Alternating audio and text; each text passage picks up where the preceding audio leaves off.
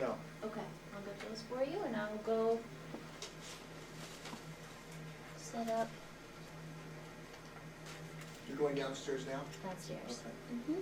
I will bring up All right. Okay, you're rolling. Okay. Peter, if we could begin with your name and where and when were you born? My name is Peter N. Godino. I was born in Italy, November 16th, 1921. Oh my goodness. When did you come to the United States? 1930. And you this part of an immigration? You part of No. your family? No, my dad was here in 1905, and he made several trips back and got married and called for us to come back. Oh my and build a goodness. house. And So where did you settle in when you first arrived in America? in a little town called West Manayunk. It's in Pennsylvania. It's in Montgomery County on the city limits of Philadelphia. Did you speak English? Nope. You spoke Italian? Yes. Wow. So what was your early schooling like? Well, in 1 year I jumped 3 grades and learned the language in about 2 years. Real good. Was there any kind of ridicule for your being Italian from No. that area? No, Did you live in an Italian neighborhood? not necessarily. No, it was descendants from the Hessians lived there, and it was near Valley Forge, Pennsylvania, so it's, Wow. no, we had no prejudice that I remember anyway, not Yeah. to my face. Throughout school then, this is during the Depression era. Yeah. How was the family situation? I mean, what did you have to do to keep food on the table? Or Well, we raised a good garden, and we got a hog once a year. We cut corn for a farmer, and we butchered 1 hog a year and raised our garden. We canned everything, and we got along. what were your duties, so to speak, as one of the sons of the family? I mean, did you get a chance to did you work, or how did you? Oh yeah, I shoveled snow, and whatever I made, I brought home. One of the things we talked about earlier was that you had made a decision to get into the Army relatively early. Why were you interested in joining the Army? Well, there was a fellow that was from my hometown, and he had joined, and he'd come back. He was in the cavalry, so it looked real good to me, and he looked good, and so I figured, well, geez, when I get old enough, I think I'll join the Army too. So how old were you when you joined the Army? 18. 18 years old. What was the process? I mean, what did you have to do to get in? I went to the courthouse in 2nd and Chestnut in Philadelphia, and I applied. And at that time, if there wasn't an opening, you couldn't get in. Somebody had to retire or die. But they were recruiting people to come into the Air Corps, and Army Air Corps, and that's when I went in. Now, how old were you? You were 18 years old, but what year is this now? 1939. So in 1939, the United States does not get into war until 1941. Right. In 1939, this is a different kind of Army, and especially Army Air Corps. So Yeah. where did you go after you registered, okay, you got signed up and all that, you're 18 years old. Where did you go from there? I went to Bolling Field in Washington, D.C. And what was that? I mean, you get off, was it a train or a bus did you get on? Train. Okay. You're in civilian clothes. Yes. You're with a bunch of guys. Yeah, there was about 7 or 8 of us. Okay. What do we see when you got off the train there? What was that place like? That's the furthest I'd been away from home. It's only 135 miles. People didn't travel that far in those days. A trip to Atlantic City was something to talk about the rest of the year. But, What was the base like, though? I mean, what did it look like? well, they had a big brick barracks there, and they had started to build wooden barracks. But it was more of a permanent base. And it wasn't crowded. It was very few people there. Well, America was not at war, so there really wasn't any need to have a whole Right. bunch of people there. What was the daily routine? Well, your first day. Let's go into your first day. You're an inexperienced young kid Yeah. from a farm. What was the first day there like? Well, the first day we got basic training, And for the next 2 months or 3 months, we drilled and did the basic training, learned who to salute and who not to salute. That was the main thing. Was your English fairly good by this time? You couldn't detect. Couldn't detect it at all. No. Okay, good. During the training period, boot camp, what time did you get up in the morning? What did you eat? All those kind of daily routine kind of things. Well, the food was the best I've ever seen. I got in line the first day I was there, and I said, "What do they got to eat?" And somebody said, "Pork chops." I said, "What's a pork chop?" Didn't know what a pork chop was. And so the food there was excellent. It was like a show place. Congress used to come in there and see how they were feeding the troops. They judged the whole Army by what they saw at that base. You stand out amongst the Army guys. Usually the Navy guys are the ones complimenting the food. Yeah, That's oh, amazing. that was fantastic. Yeah. But this is Army Air Corps, right? Right. Okay. So when did you finally graduated from boot camp? Right. Was there like a graduation ceremony or anything? No. Wow. We just went into, you got through with your basic training, then they give you chores to do around the well, you went to work on a line. I used to stoke fires for the hot water heaters for a while, and then I went to work in operations. Well, before you went into operations, though, you're saying stoke fires. What was the routine there? Because you had mentioned that before. Yeah, well, what I did was make sure that the coal fires, we burned coal in those days, and well, I guess they still do now, but we burned fires, the coal, and make sure that the fire doesn't go out, so there was enough hot water to take showers and things like that. But what was your routine, though? You're saying on and off, on. Oh, we worked 48 hours on, or 24 hours on, and 48 hours off. You're literally staying up for 24 hours. Yeah, well, Stoking. it was our duty. In other words, you could take a nap in between, whatever you wanted to do, as long as your job was done.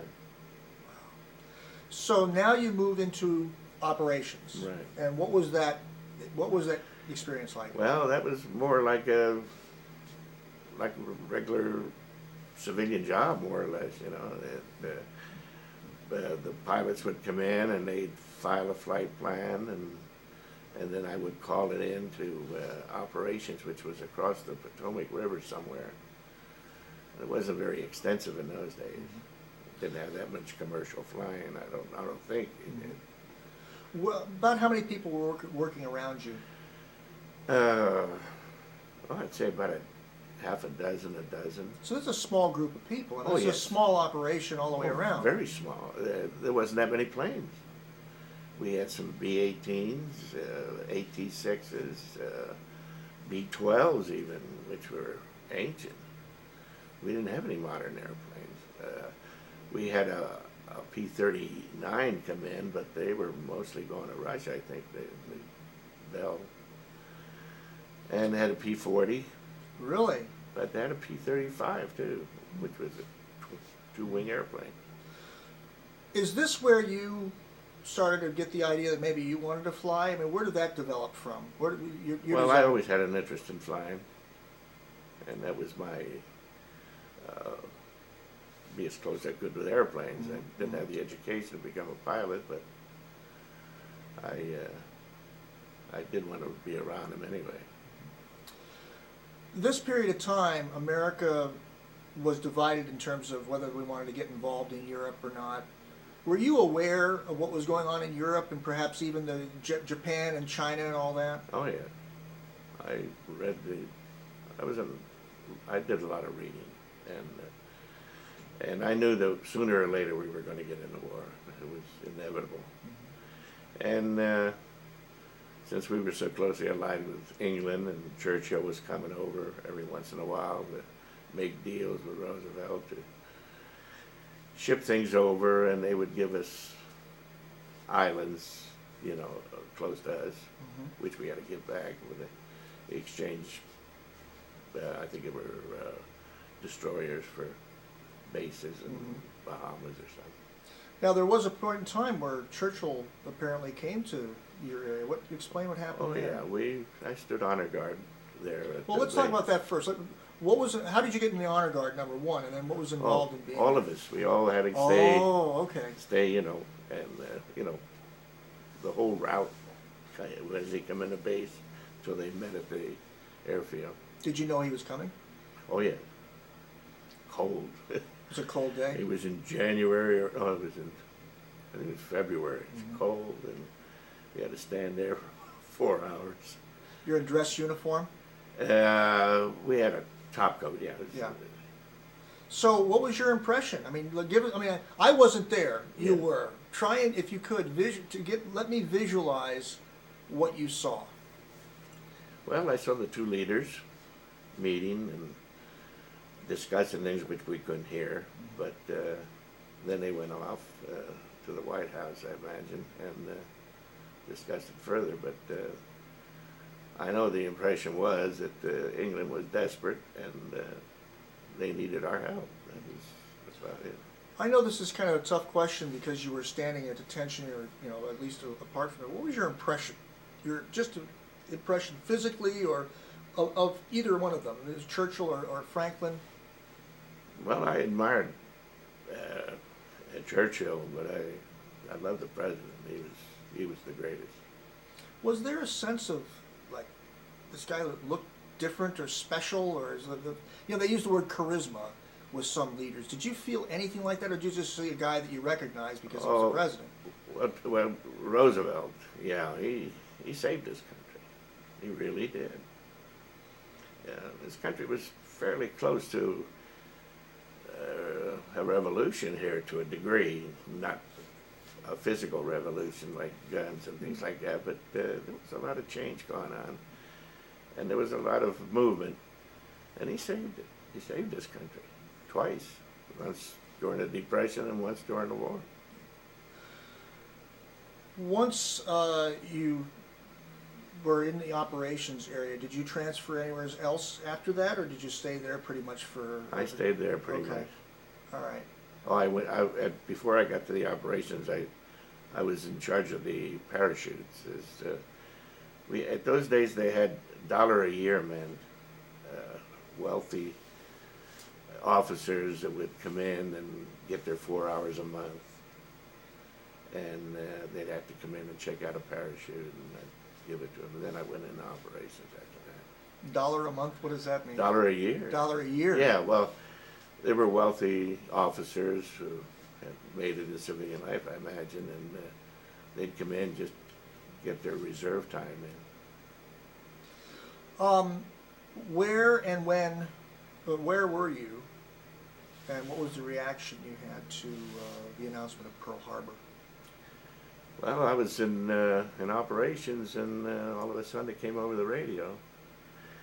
I think it was about 10 or 11 o'clock in the morning, something like that. I can't remember exactly. And boy, there was everything was shut down, and restrictions started coming in, and no more civilian clothes. You couldn't go out wearing civilian clothes anymore like we used to. So it was wartime footing. Took over right away. What was the reaction? What was your reaction? What was the reaction of the guys around you? Well, we were surprised, really. Shocked.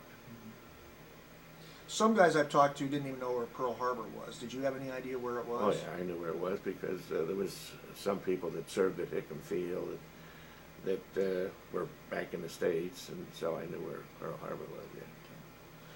You're a little bit unusual with a lot of the GIs of that time because at 18 years old or whatever, they got into the military. But you'd already been in the military for quite a while. Yeah.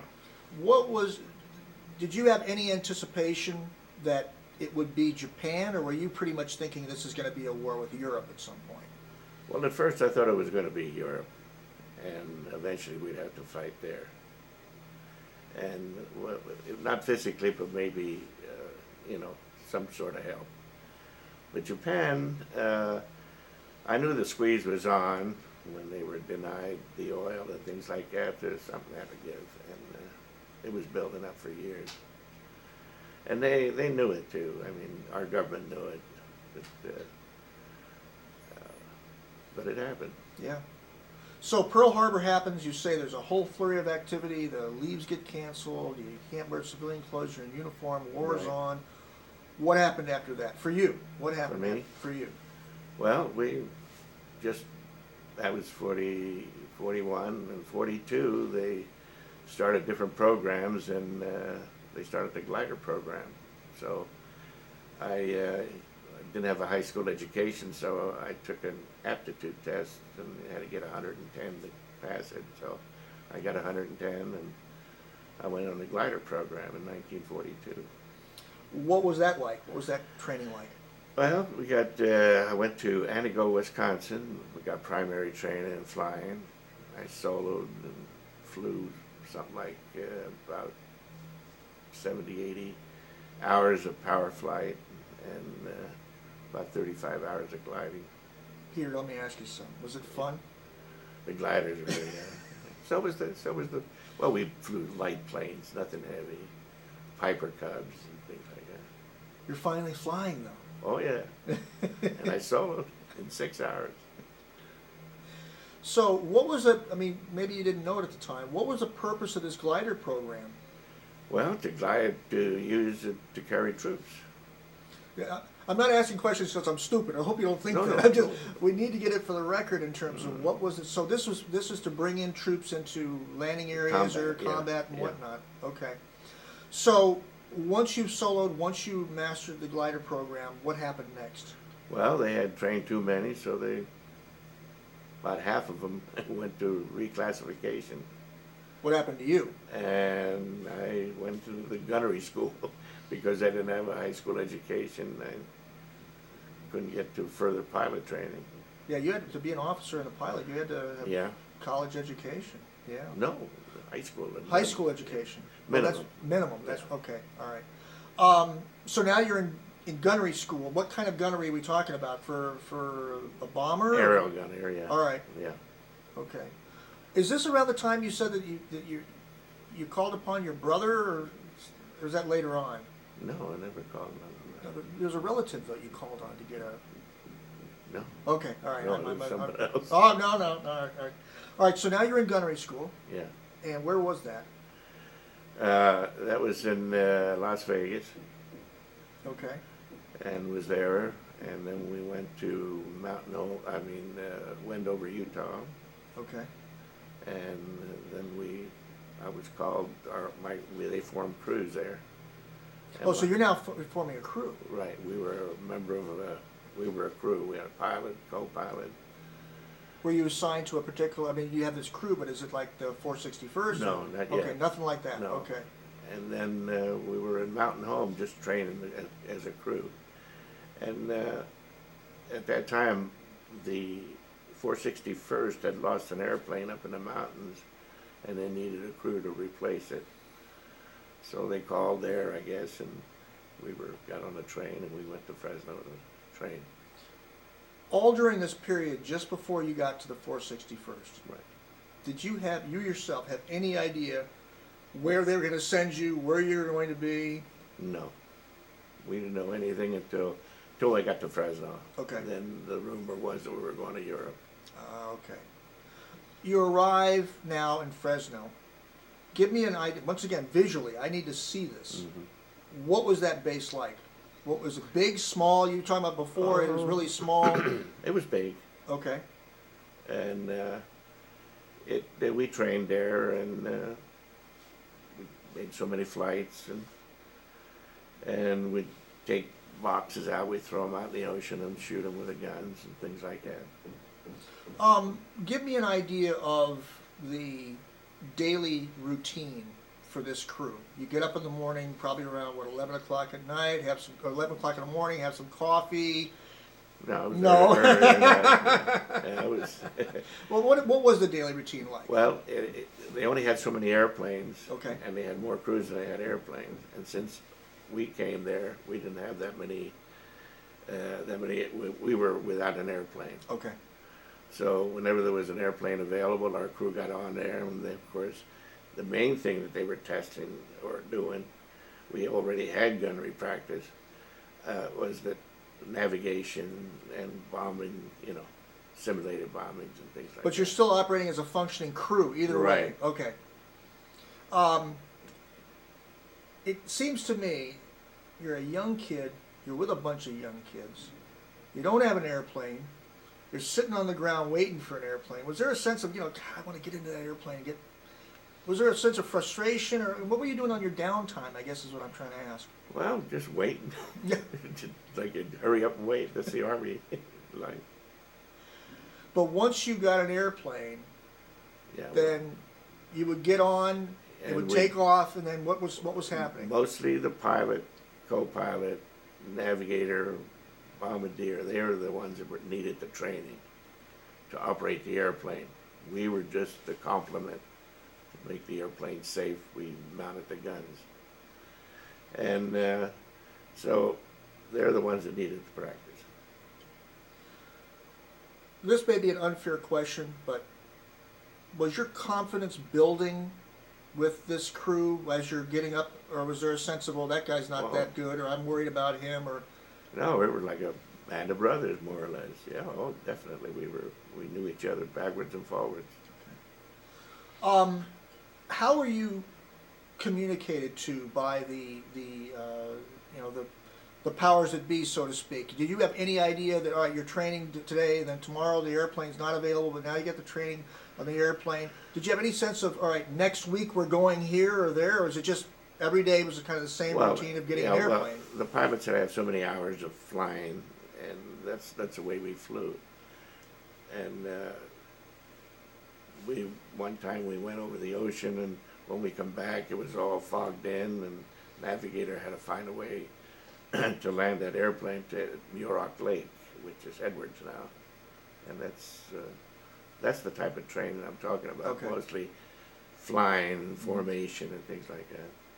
So by the end of all this, you personally and your crew had at least a confidence that whatever they're going to throw at us, we're going to be ready. Oh yeah, we were one team. Okay. Was there communication or socializing with the other crews that were around? Oh yeah, definitely. We all knew each other.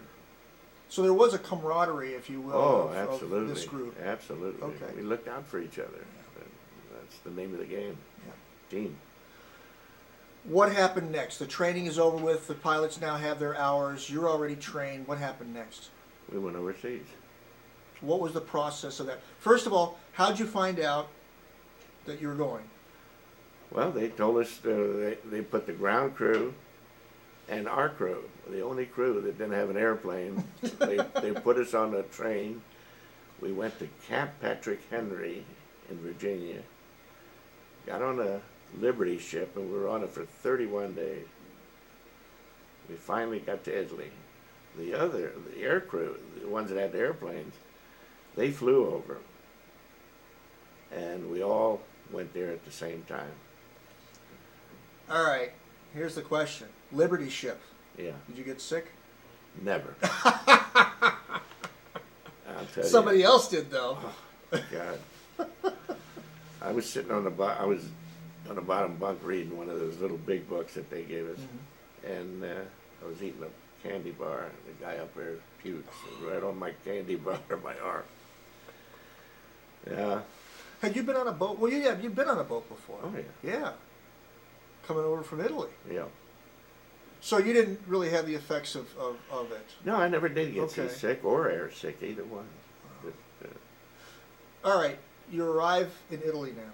Now this has got to be something different or strange because you're from Italy. I mean, in terms of Yeah. being born there. I know you left when you were young and all that, but you're coming back. What was your reaction? What was your feeling when you got to Italy? well, I had no feeling at all. I'm an American. That was my deal. I assimilated, and I became a citizen, and that's it. When you guys arrived by boat, what was the process then? Did they have trucks there for you, or how did you get to the base? We stayed in Naples for about, I'd say about a week, and then we got on the train, and we went all the way across the Adriatic side. I realize that at your rank and your station at that time, you're not privy to the strategy of Eisenhower and No. MacArthur, all those guys. But did you guys have any kind of indication of where I mean, you're in Italy, I mean, that's obvious, but any idea of what your mission was going to be? Did they reveal that to you at that time? Well, we knew that we were going to bomb anything within 800 miles or 900 miles. Yeah, we went as far north as Regensburg and Vienna, Budapest, and we went all the way over to Ploesti oil field. Mm-hmm. So you're on the train and you arrive at a base, is that right? Where did you go? Yeah, we went to a base. Okay. What was that like? We had to put up our tents All right. and stuff like that. So this was not like the barracks of the. Oh no! Okay, this is just an ordinary farm, and the airfield was already built, and we set up our tents and.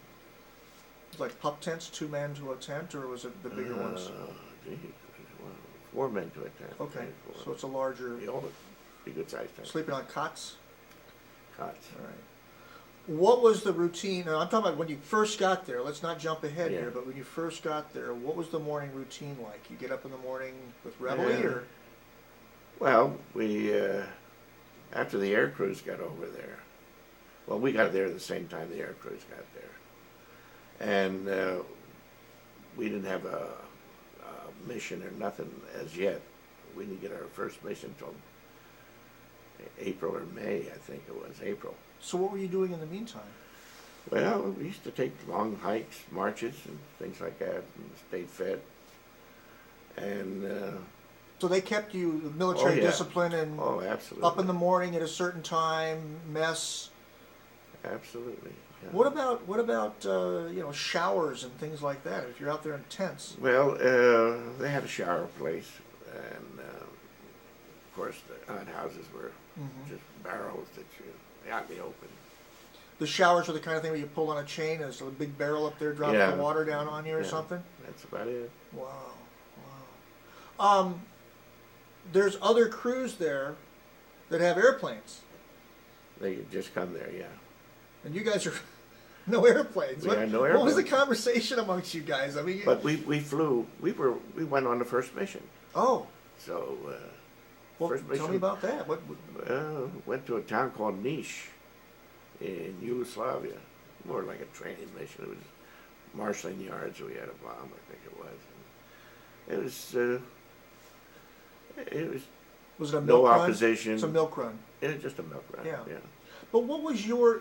Here you are. You're finally going to go on your first mission. What were you thinking? What were you feeling when you got into that airplane and you guys were ready to go off? You didn't know it was going to be a milk run. No, we didn't know anything. We weren't privy. Well, they tell us, they said, okay, now around this base here that you're going to bomb, there's going to be so many fighters. So there was a briefing. Oh yeah, we had a briefing in Well, the morning. let's. All right, you get up in the morning, right? And you're all now. You're going on your first mission. Now, walk me through this. Where'd you go? For the briefing. We went to a town called Niš. But first, you went to a briefing. Oh, we went to a briefing. Right. So there's an officer standing up there. Officer He's got a there, map. and he says, well, now that we're going to this marshalling yard, it's not going to be very far. Got to cross the Adriatic, and it's in about the middle of Yugoslavia. And so we went. After the briefing was over, we got in trucks. We went to the line, got in our airplanes, formed a formation. About how many were in the formation? Oh, we varied from 25, 24, depending on the amount of airplanes were available. Okay. Because a lot of them had downtime, change an engine or do something. So what was the way you just one would take off and the other one would take off and then Right. because you only had a single runway, right? There's only one runway. Yeah. Yeah, we take off one right after the other, and then we'd form, and we used a lot of gas just forming a formation, and our commander, he had a P-40 and he would take off and he'd route us up here, get in that formation, get in that middle slot, and then he'd let us go. It was like herding sheep. Yeah. So the P-40 then would lead you? No. Oh, he would just get you a formation. Okay, all right. It was impromptu. In other words, not everyone had one. Okay, all right. So now you're in formation.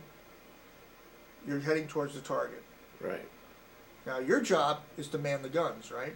That's it. Okay. I So had a vision, an area that I had to watch, up, down. did you have time to think about what you were doing, or that this is your first mission? And No, I was happy. It was an experience. It was something that I wanted to do.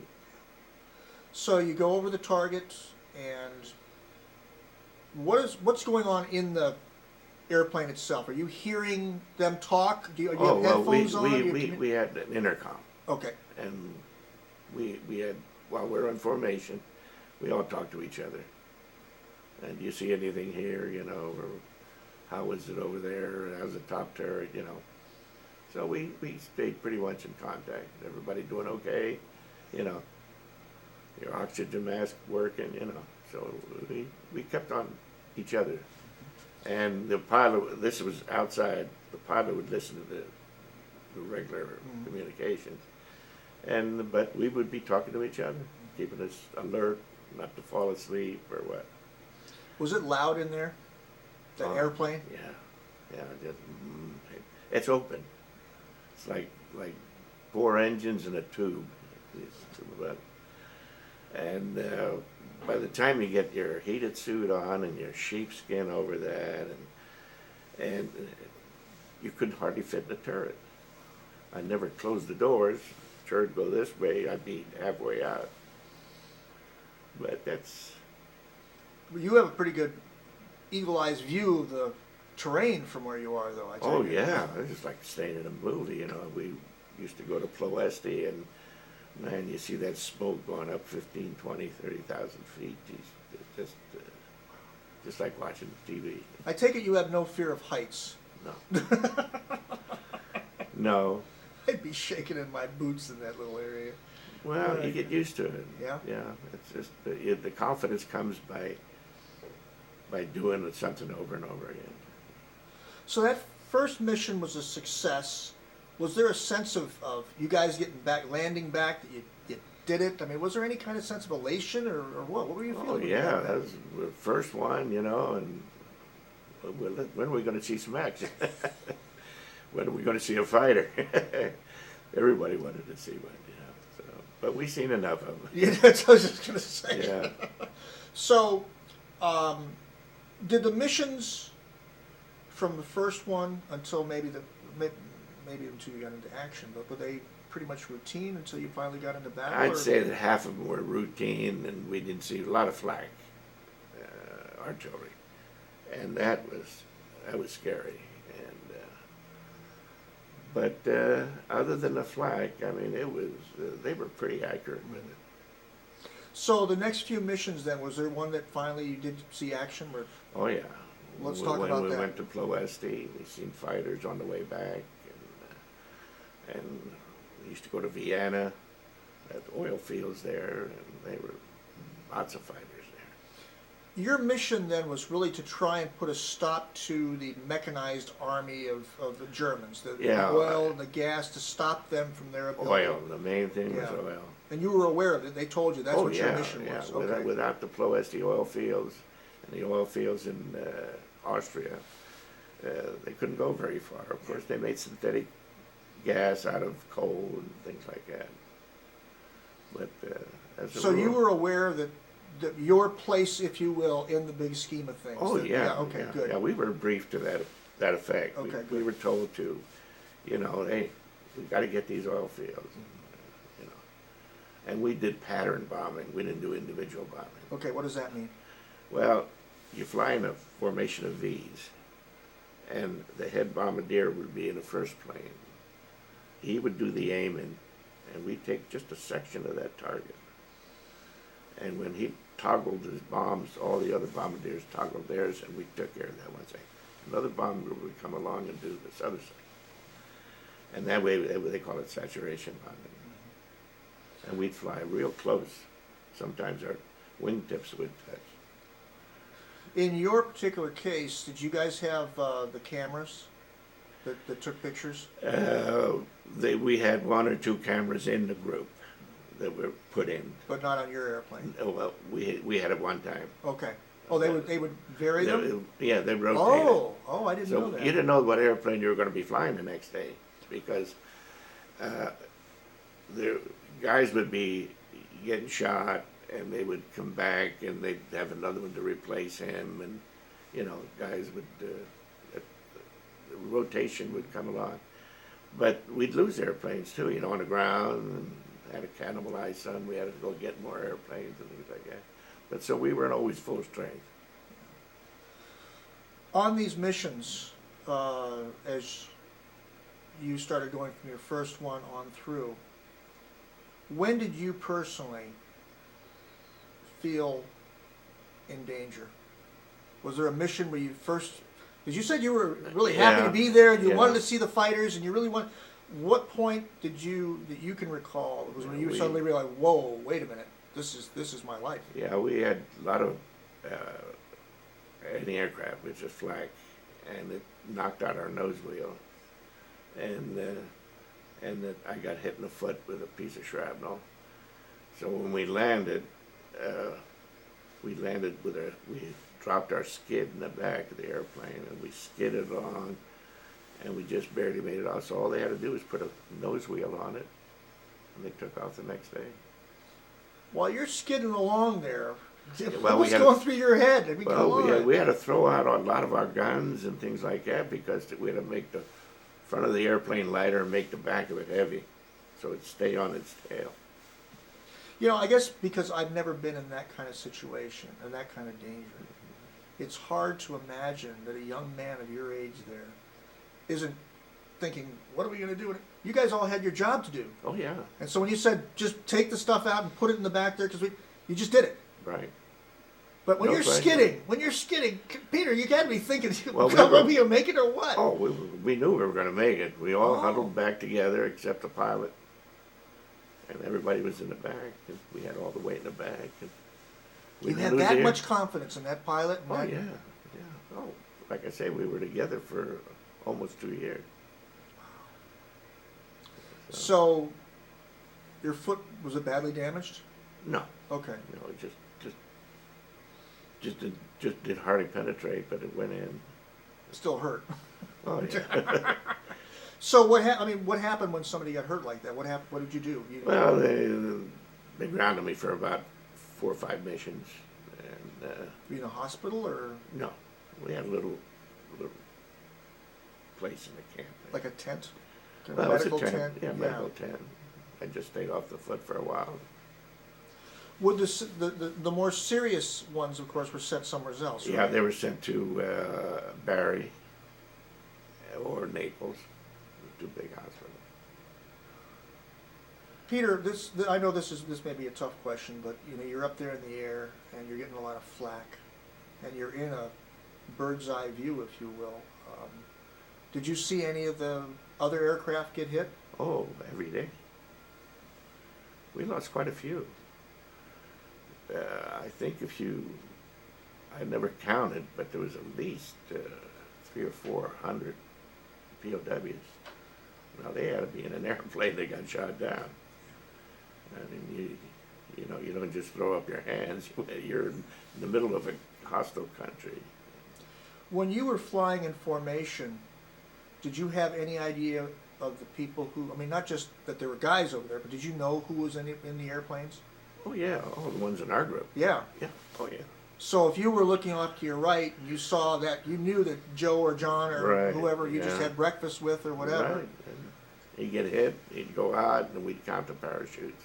When we come back, we'd tell how many parachutes got out and who it was. Sometimes we'd know because of the side of the airplane they got out of. There's a few times when you counted the Oh yeah. parachutes and it there wasn't was the number none. that was supposed to be there. Right. Quite a few times. What was, this is the part that's kind of hard to imagine, but soldiers that I've talked to in the air and on the ground, there was a sense of, you see that happening, but it won't happen to you. Was there any sense of that with you? I mean, Absolutely. I'm going to get through this. And without that confidence, you couldn't exist. Then you lose your gun. When you got back down, and believe me, I'm not trying to belay a point here, but there is a reason why I'm going to get to this. When you finally landed and the other airplanes are coming in, was there a moment amongst yourselves where, and I'm asking you to go deep inside of yourself here, where a sense of maybe just a moment of silence, if you will, knowing that some guys you knew didn't get back? Oh, was there any? definitely. Yeah, there was. And you feel sad, but you're there for a purpose, and you had to keep going. Yeah. Morale through the thick of it all, even though guys were getting shot down, even though there was, counting parachutes and knowing that some of them weren't there, but the morale overall of the group. Excellent. Never deteriorated. Matter of fact, a lot of the ground crew wanted to go fly, so it was that type of go. That we got to win. What was the relationship between the ground crew and you guys? Oh, that was the best. I've talked to fighter pilots, and one of the things that I find so humorous is that, I'll ask the fighter pilot, who owned the airplane? They said, ground crew. Oh, yeah. Matter of fact, one of the crew chiefs was a fellow from my hometown. And we met after the war. Oh, that's fantastic. Yeah. When you came back with an airplane all shot up, did they give you a razzing and say, hey, what's the story here? I gotta go fix this thing now. No, yeah? I used to, you have to keep firing your gun every once in a while, because at that temperature up, it's about 50 below zero at 25 to 1,000 feet. And if you don't you shoot a couple of rounds at about every 10 minutes or so, then they might freeze up on you. Oh. Even with no oil, they got to be wiped clean. Wow. But a lot of moisture when you're going through a cloud or something gets on them. When you guys went over Ploesti, was that the first time you had fighter? Mostly it's flak you were dealing with. Yeah. When was the first time you actually had to deal with fighters? Ploesti. It was Ploesti. They followed us in. Give me an idea of what that battle was like. I mean, your part of it. I know that the pilot's trying to keep on track, the navigators, we know all that, but in terms of you, what were you doing? Well, they never, twice, they never come that close, because there was only one, and we were a pretty tight formation. If there was a straggler, a guy whose engine 1 inch of bad, if he lagged back two plane lanes, he was dead. He had no protection, but we kept real close. These guys are almost like vultures waiting for a week. Yeah, as soon as one gets out, they'd tag him, and they'd get him every time. Did you get a chance to shoot at one of them? Oh yeah. I'm picturing this as so fast. Everything's got to be going so fast. It's so fast that if you don't have that split second, you lose it. You come down that way, and before you know it, he's gone. You get any of them? The last mission that I was on, I shot at a bunch of them, but they had 20 millimeters, and they locked back behind us. My tracers just flopped. Couldn't touch them. And they had 20 millimeters, and they shot 13 of us down. Was there ever an experience where you guys got shot up really badly? Yeah, that last one. The last one? Yeah. Was that the most intense battle you were in? Well, yeah. Yeah, the airplane broke right at the waist windows. I was stuck in the tail.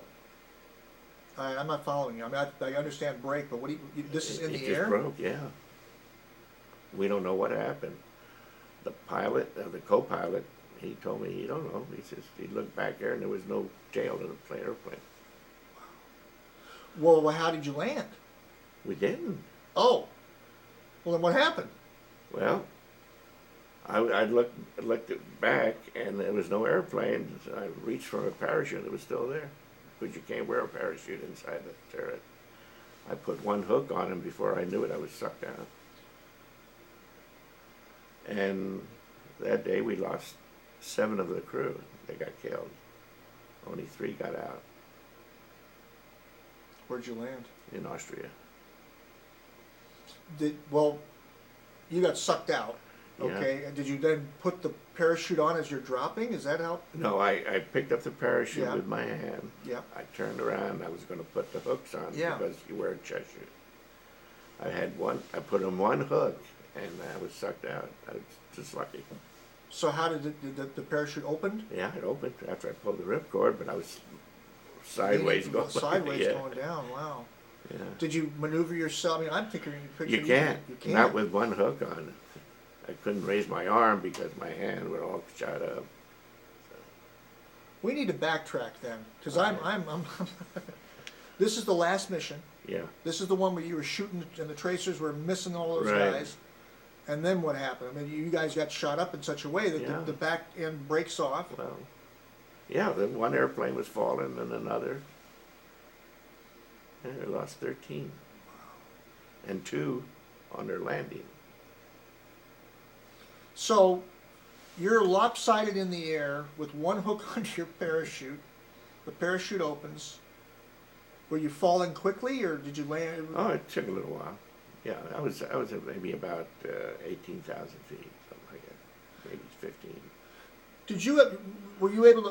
What were you doing? I mean, were you looking around, or you just looking down, or how? As I was coming down, I seen a P-38 following a German Focke-Wulf, just following him down, and I lost track of him. And then you hit the ground. Well, yeah, well, quite a Well, what ways. happened? What happened? Well, I hit the ground. I couldn't walk. I was all shot up, and so I just laid there waiting for somebody. I couldn't get up. I couldn't. My leg was all cut up, and so I had a shoulder holster. I got rid of the gun because if they come after me and had a gun on me, they'd probably shoot first. Yeah. So you were actually shot up in the airplane. Yeah. With actual bullets or shrapnel? Bullets. Well, the 20 millimeters that Right. hit the plane, they just exploded. And so your right arm, what was My damaged? leg, my hand, my side. And this is before you actually hit the ground. You were yeah, already yeah, I bleeding. was already, yeah. Was there a sense of, this is it, it's over with? Yeah, a lot of people tell you stories, and my story was, I said, I gotta pass out before I hit the ground. That's before I got out of the turf. I said, I can't hit the ground. Just the feeling, that's what came in my mind. Just a thought. I gotta pass out before I hit the ground. And that's before I bailed out. But you didn't pass out. No. Yeah. So you're laying on the ground, you're bleeding. You were able to finally get rid of the gun. What happened next? An old man came by. I was in the woods, forest. And he came back about an hour later with 3 other guys, and they put me on a blanket. Each one carried a corner of the blanket and carried me in. Did you know that these were, obviously these weren't German soldiers. No, they so were you civilians. knew that they were civilians. Yeah, they took me to a place called Mauthausen, which is a concentration camp in Germany. In Austria. It's the largest concentration camp in Austria. Well, That's Peter, when they picked you up, though, was there any communication? Did they? No. All right. So, but did you feel like they were hostile towards you? Nobody kicked No. you or anything like that. No. They just No impersonal. totally impersonal. Just Totally. you were on the ground. They They picked you picked up. me up, they and they're gonna took take me you in, and somewhere. they gave it to the authorities. These were all men. What did the camp look like from the outside as they were bringing you in? It was like barbed wire? Or? Well, Mauthausen is a place for political prisoners, Jews and things like that. So I went in there. My eyelid was cut, so they took me into this little place.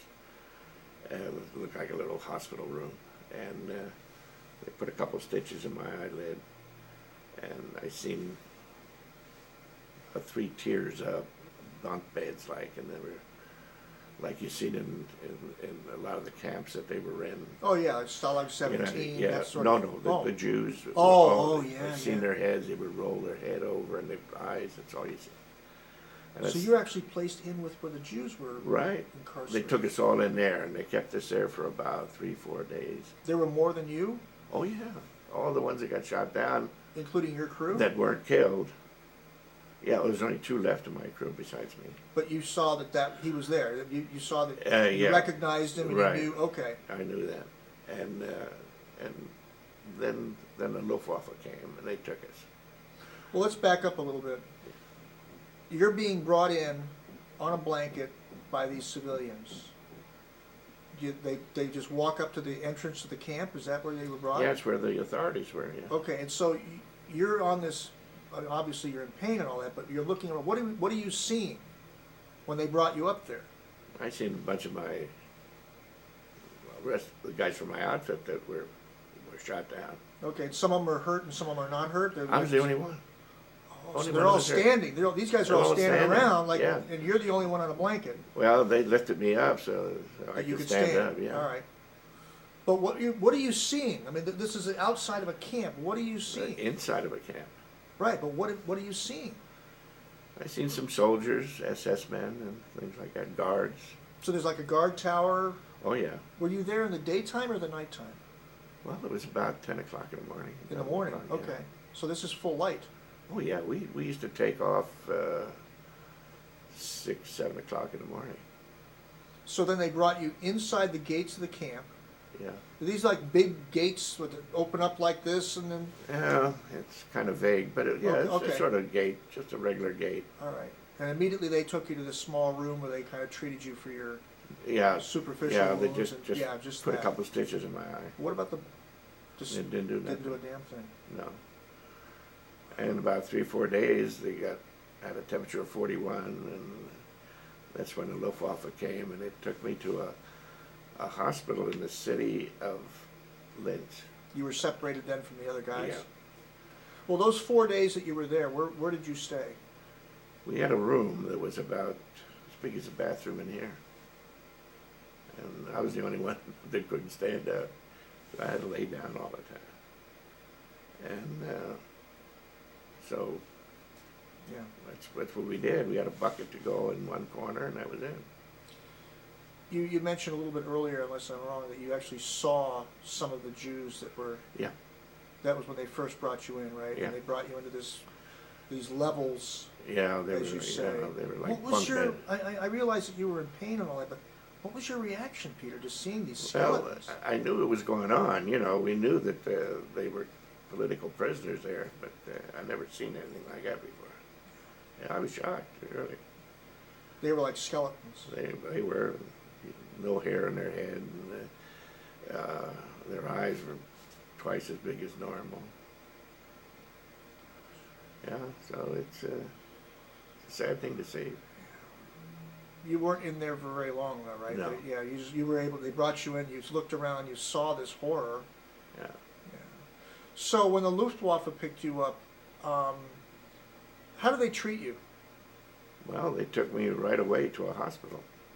So there wasn't any roughing up or anything No. like that. It was a Never, I was never mistreated, okay. never abused, always treated, not with dignity, but treated fair. Yeah. Lack of food is something else. But, Well then, all right. They pick you up. They put you in a hospital. right. Was this a big hospital? Yeah, it was a civilian hospital. It was a Catholic hospital. They had nuns there as nurses. And they had, there was one room, like a ward. And it was about twice the size of this room. And they had some South African soldiers there. And they had Aussies, and they had Canadians.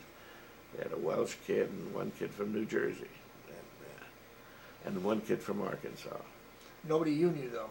Nobody I Okay. knew. They'd been there a while. Yeah. Most of them were infantry. They were captured at Anzio or, North Africa. What was the daily routine like in the hospital for that period of time? Well, as soon as I got in there, they operated on my knee and they drained it. And Were these German doctors? yeah, Okay. So they basically treated the oh yeah, various parts. they treated it I didn't get no anesthetic. They took a couple of shrapnels out of my leg. They were in about an inch without no anesthetic. Can I ask a really stupid question? That must have hurt like a... Yeah. And if you How do should, you... yeah. How do you take that? I mean, I guess there's not much you Well, can do. yeah, You're a prisoner yeah. of war. They're digging in there. You know it's got to be taken out, but you just grit your teeth, or That's it. yeah. Yeah, and you don't show too much emotion. That's the main thing. Okay, that's what I was getting at. You didn't want to show them you were. No. Yeah. No, they respect the soldier, and if you didn't act like one, they have very little use for you. Once you had the major mop-up, if you will, operation and whatnot, you started to you recover in the same place. They Yeah, transferred. well, they transferred us after about, me anyway, to what is called a Red Cross hospital. We had no German soldiers in there or nothing. They had a German soldier with a bicycle that went around the outside. This is a physical building, right? This is like a No, not a building. It was Oh. a camp. There was about 1,000 in there. Wow. They had every nationality you could think of. The doctors in there were Italian. They were prisoners too. And they had Serbs. They had Greeks. They had every nationality in Europe in that camp. A lot of Russians. One thing about that, most of them were dying from TB. And they had one coffin. And guy would die, they'd put him in a coffin. They'd put the coffin in the back of a horse and wagon, little wagon, and they'd take it to the cemetery, bring the coffin back, go out again a little later. Most of the Russians, due to malnutrition, of course, that's what they died of. How long were you there? I was there for about a week or two. Did you have a chance at all to talk to anybody, or were you, We could talk to anybody we wanted there. There was no restrictions. you could actually walk? Yeah, I was with cane, crutches. crutches, yeah. And Well, who did you talk to? I mean, I can't even imagine. I can't even imagine what you must have been thinking about walking well, around. we had there was some Canadians there and some English, and you would talk to them and they'd tell you what was going on because they'd been there a long time. So what was going on? Well, it was a camp that it was like I told you, all the different nationalities. Sure, They had Dutch there, they had French, they had everything. But the routine of, did you get fed in the morning, fed in the afternoon? Oh, the food wasn't bad. Yeah? Yeah, it was a Was it little like a bit chow better. line kind of thing, or Well, what? you get, most everything over there is soup. So you get a bowl of soup made with dehydrated vegetables and things like that. They dehydrated it, the insects that were dehydrated, they had the shells on. The bugs floating on top. Well, when you first get there, you flip them out. And after a while, you start eating shells. Where were you transferred to from there? From there, we went to Poland. By train? No, yeah, by train. But it was a unique thing. One guard and 3 of us. We were all crippled of some kind or other. We crutches or canes, and we couldn't escape if we wanted to. We had this one guard, and he took us from Linz to Vienna, and he says, if you guys won't escape, little did he know that we couldn't. He says, I'll take you to my house, and we're going to have to leave early the next morning while it's still dark so they won't see that I've got prisoners there. So we went over there, he introduced us to his wife. He had a 9-year-old daughter. And the next day we got up when it was still dark, and we went to the train station. We stayed there 14 hours before there was a train that had any room for excess baggage like us, to get on. And from there we went to a city called Brunn in Czechoslovakia. And we stayed in the train station there for about a day. Then we got on the train eventually, and we went to Prague. And the guard said, I got to get some sleep. He says, I'm going to take you to this, like a USO for German soldiers. And he kept us there in the corner and had a bunch of those Germans look out after us while he went in the chair and got a few hours sleep. So how was the USO show? They had a picture of Hitler right in the front. And as soon as they come in there, they'd salute him. Then they'd walk in. You could hear a pin drop in that place. No rowdiness, no nothing. And here the three of us were playing gin rummy with German soldiers. And so, We've only got a few minutes left here, but where did you go from there? well, we went to Prague. Right. I mean, from Prague we went to Dresden. Dresden went to Berlin. Dresden before or after it was bombed? Before. Oh, okay. Beautiful there. Yeah. And he really kept us in a prison camp there, an Englishman prison camp, while he got an hour's sleep or two. And then we went to Berlin, Stettin on the Oder River, and then we went to this little town where Stalag Luft IV was. And that's where you stayed for the remainder? No, as the Russians kept coming closer, they said anybody that's got any leg injuries, you go by train. And we went to Stalag I, which was in the Baltic. And we went up there. It took us, it wasn't very far, but it took us about 2 weeks to get there. And that was the worst treatment you could ever receive. Was the time that you were at Stalag I? Yeah, well, Stalag Luft I was a pretty good place, but to get there was pretty hard. Go ahead and let's take a break here. I'd like to take up another 15 minutes of your time. Is that all right?